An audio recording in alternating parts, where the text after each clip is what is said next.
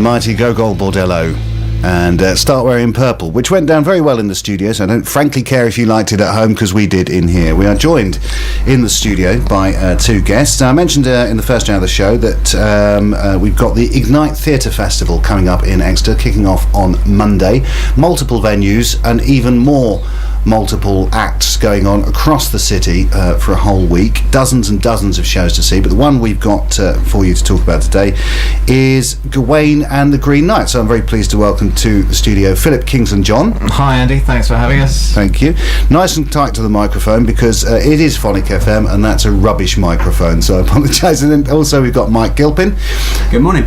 There we go. See, your microphone's much better. You're practically in the corridor and we can hear you. But Phil, Gawain and the Green Knight, from what I understand, is it's a very old tale. It's drawn from Arthurian legend, and as I understand, was first written down an awfully long time ago in Middle English. Why do that? Why tell that story again? Okay. Good question. I remember when I was young, I had a wonderful book of illustrated myths and legends, which had all the old classics in it, like Beowulf, and I think it had some of the Norse gods' stories in it. And one of the stories in it was this Gawain and the Green Knight. And I remember from a very early age, it captivated me. And then I went on to study English literature at uni, and it was one of the first texts that we did, starting with Middle English before we went through kind of chronologically, and it's just such a great story, and it has a moral to it, but more than that, it's just a phenomenally good tale, really, and lots of scope for theatricality, which is also what we like to indulge in. So Gawain and the Green Knight, the name Green Knight sort of implies some sort of perhaps, well, we use the term green now all the time. We bandy the term green about all the time. My assumption from that is that it has something to do with environment, it has something to do with nature. Is the Green Knight character in this story, is that what he's all about? Is that where he comes from? Yes, absolutely. I mean, it's not actually made explicit in the original tale. We go a bit further, perhaps, in terms of bringing that out. But I think it's undeniable that the Green Knight character comes as a development of the Green Man motif, which is a very, very powerful and very ancient pagan symbol for a nature spirit, and the story takes place over the course of a year, so it has the natural annual cycle in it as well.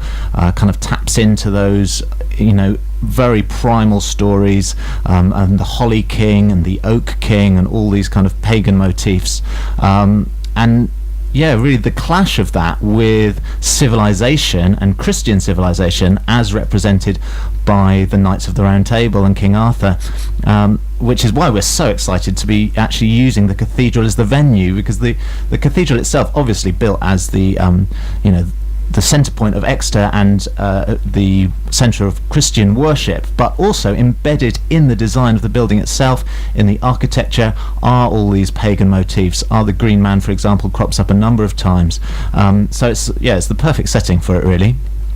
Now, Mike, from my brief initial research, I understand that you're portraying King Arthur. You're playing a legend. Are you nervous at all? Not at all, no. Mostly because I've only just woken up and my brain hasn't gone to the right stage to get nervous yet. Right. Playing King Arthur is going to be interesting. I don't feel too nervous about it because,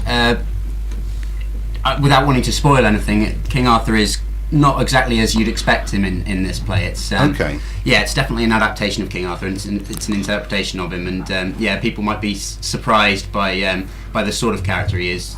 Okay, well, I mean, my sort of thoughts on King Arthur are your basic hero. Yeah. The very first action hero. Exactly, Andy, which is exactly what we're trying to subvert. Yes.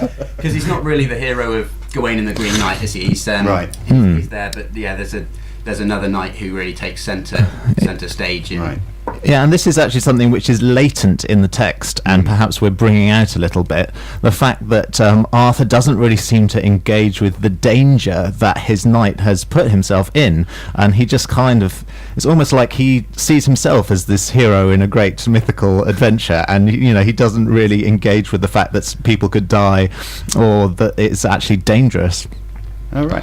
So that's Gawain and the Green Knight. And when is we know where it's happening? It's happening in Exeter Cathedral. When is it on? Okay, so Tuesday next week we open, and it runs through to the Saturday. Brilliant. And there are 2 performances each day? Absolutely, yeah. 2 performances a night. So it's should just mention probably it's a promenade piece. Right. So the audience will be moving. We have like 3 little sets in the cathedral. So the audience will be led between these sets as the tale unfolds. There will be some occasion for sitting down, but basically it's going to be standing up and walking around. And because of that, small audiences, so very intimate experience. We're very much about kind of trying to put the audience in the middle of the action, so the actors come very close to the audience, and of course you're in such a wonderful space.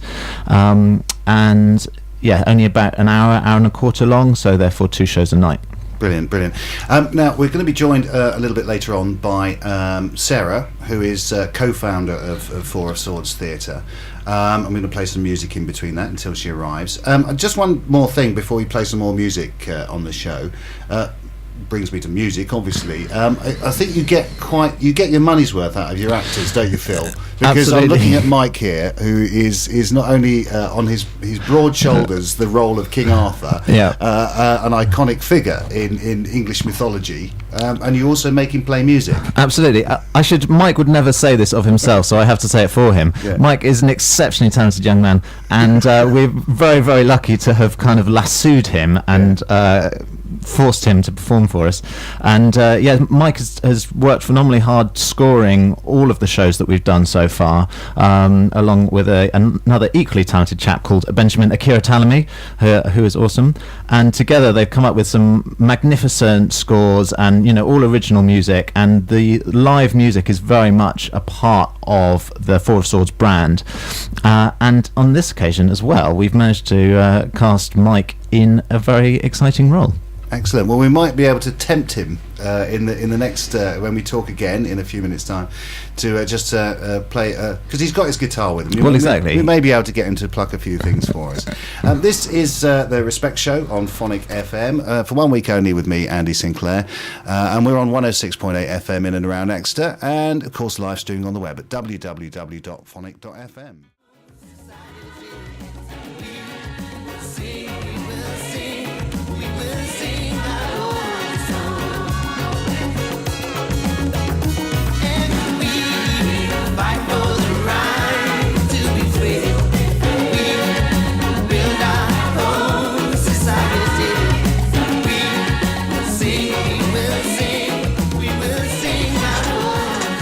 UB40, sing her own song. You're listening to not Playtime, as you might expect. That was me last weekend. This is Andy Sinclair on the Respect Show for 1 week only, while all the Respect minions are down sorting out Belmont Park for the city's annual celebration of diversity, which kicks off in just over half an hour's time, 12 noon through till 7 o'clock tonight, and then tomorrow it's on from 11 a.m. till 6 p.m. Did I mention it's all free? Absolutely.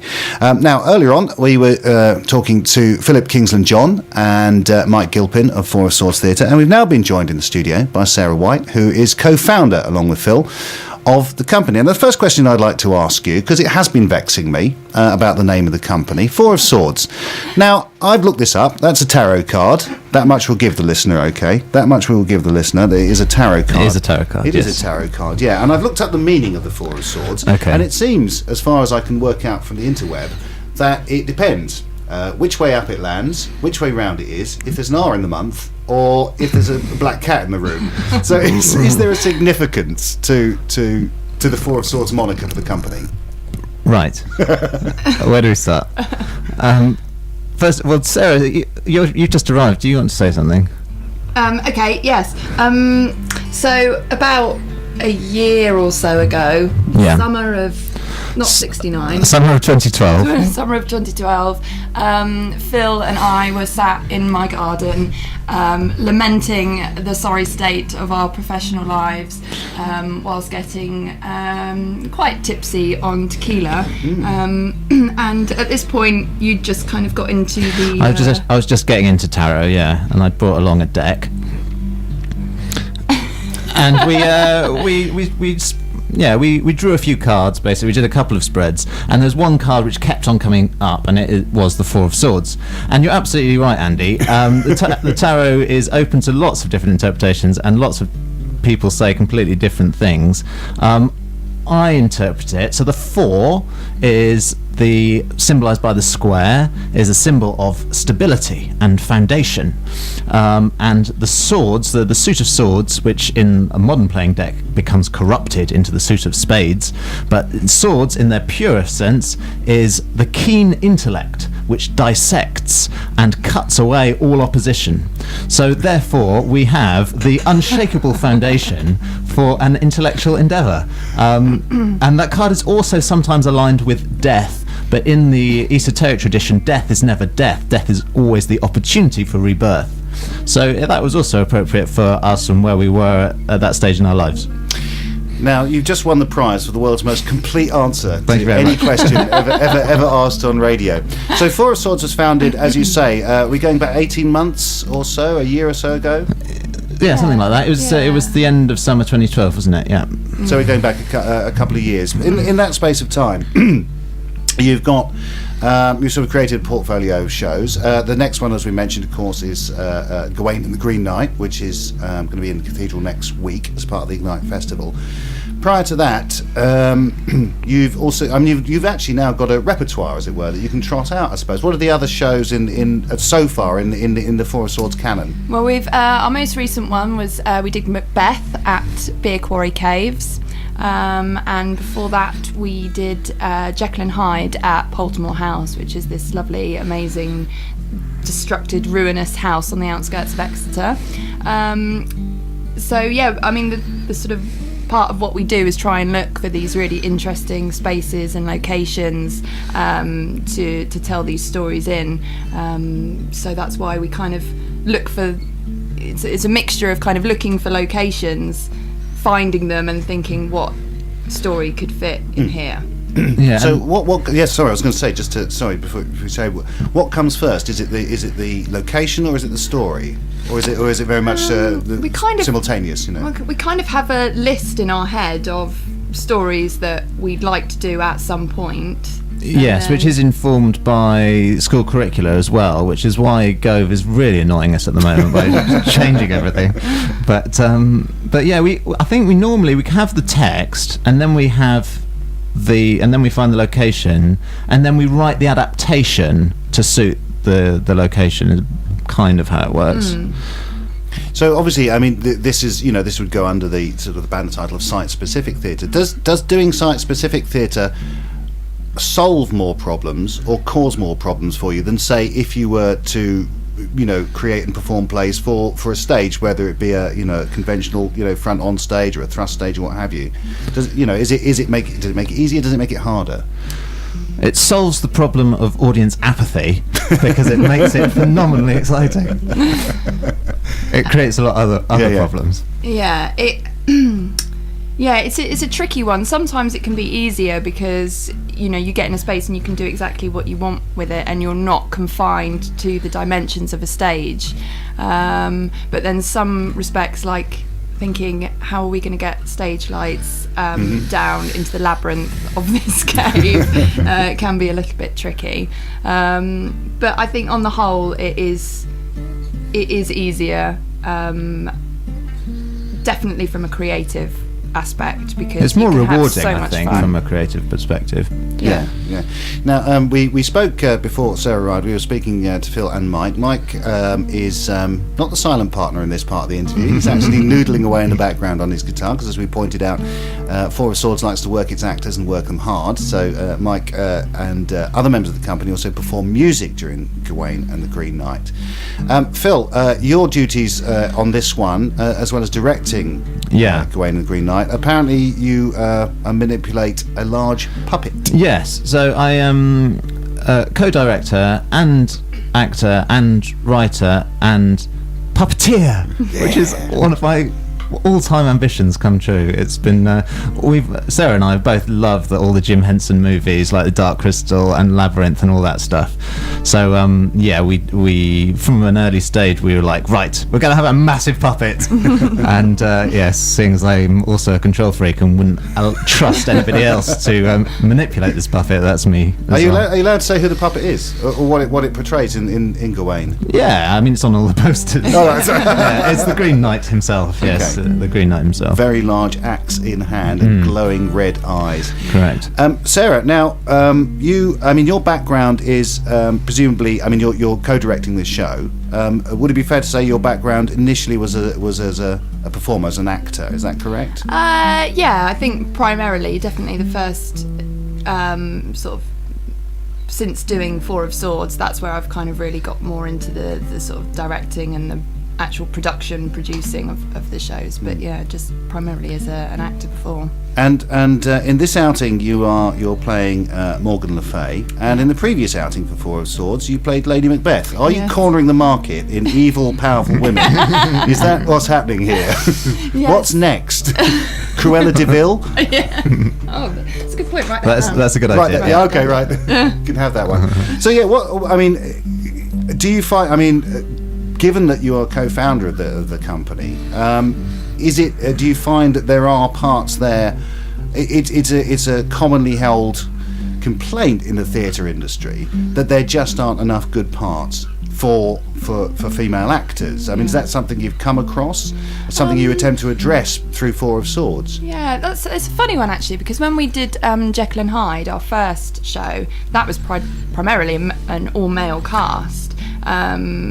So yes, yeah, I think your role title was serving wench. Yes. But for that show, I was concentrating more on the directing and the production aspects. I wasn't. Yeah, I think that for that one we were very concerned about doing a faithful adaptation of the source text, which is very masculine. It's kind of that is very noticeable that in the text itself there are no female characters. So that was kind of important to stick to, I think. But then I got really jealous and demanded a better role in the next performance. I think that's a lesson for all actors out there, isn't it? Yeah, it's step forward and just make yourself known. So so Gawain and the Green Knight is on at the Exeter Cathedral next week, 3rd to the 7th of June. Correct.